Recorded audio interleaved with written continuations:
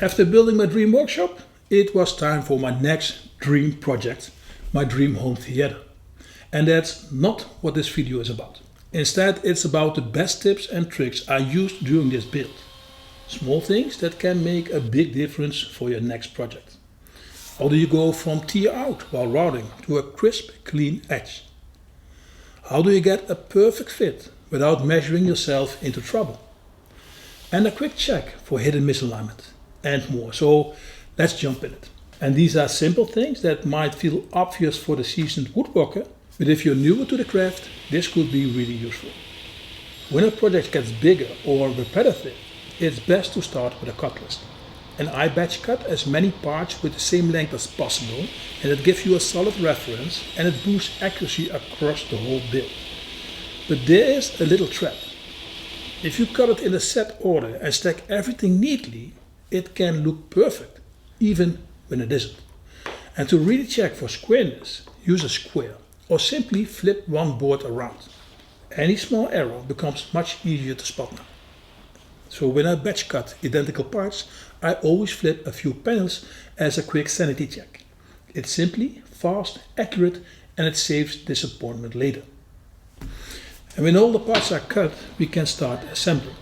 And for this project, I'm using glue and some lamellos. And when it comes to glue, it's good to know that there are different open times. And an open time is the window between applying the glue and clamping the parts, where the glue is still workable and can form a proper bond. And if you need more time to position a workpiece and get your clamps on, you want a glue with longer open time. My go-to glue gives me roughly 4 to 10 minutes, depending on how much I use.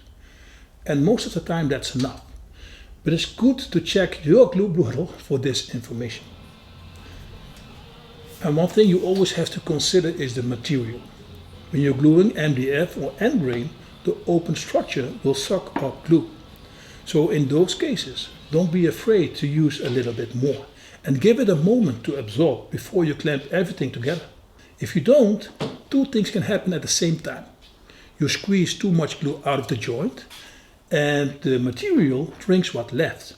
So that means there isn't enough glue in the joint itself to bond properly.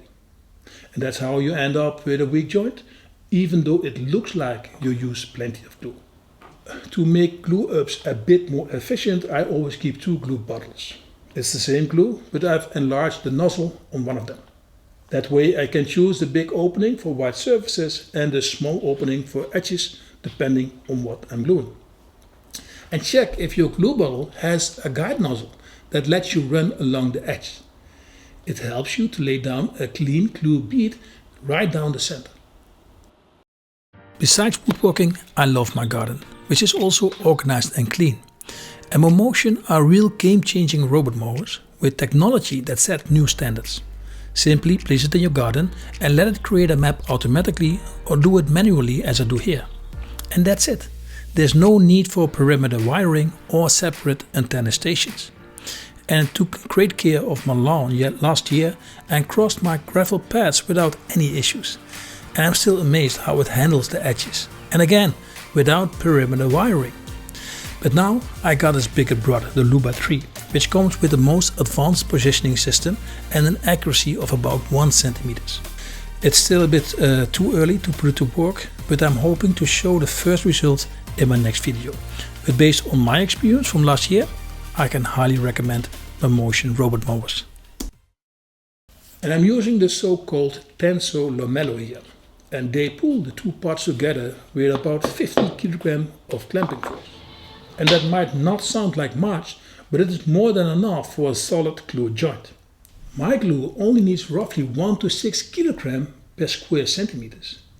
And I mention this because a lot of YouTube videos make it look like clamping is all about maximum force. But what really matters is even consistent pressure, especially in a setup like this where you're gluing multiple parts at once. Too much force can actually introduce stress and make the panels bow. So aim for uniform pressure along the length of the workpiece, but don't go overboard. That's how you keep things tight, clean and nice and flat. And after I glued up the base, I could mount the bottom panel.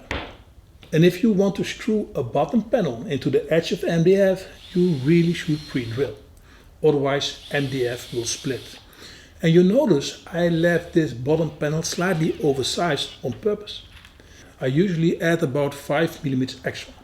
And that makes it easier to position, and later I flush trim the edge with a router to match the sides.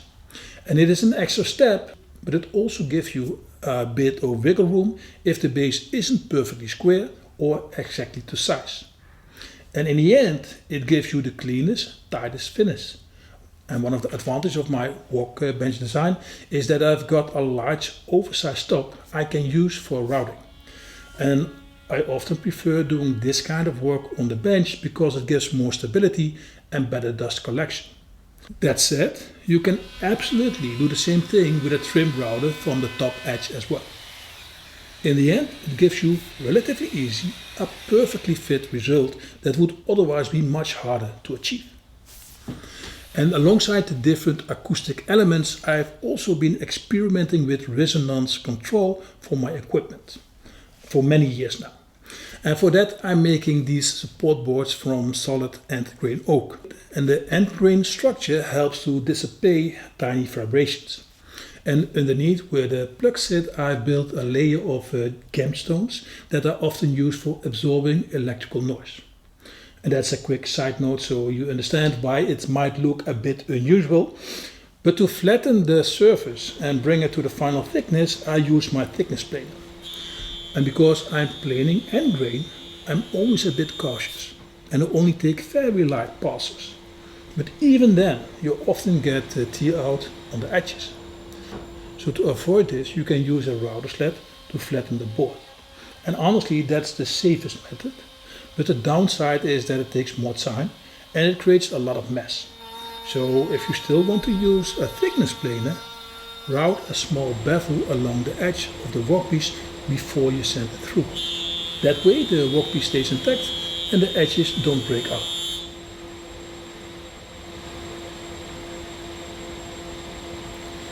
And you can see a nice crisp bevel along the edge of the platform. But the problem is, when you route a bevel on an end grain board, you often get tear out. But if you go with the rotation of the bit, so basically the wrong direction, you can get a really clean, sharp bevel. Now an important safety note, that technique is a climb cut. And it can grab and pull the router, so it's not something to do casually.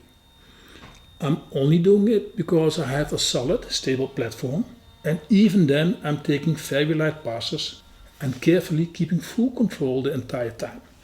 So yes, in these specific situations, a controlled climb cut can prevent tear out on end grain, but only if you do it safely and only in small steps. For me, woodworking is more than just building furniture. Projects like these acoustic panels, which let you hear the differences, really makes me excited.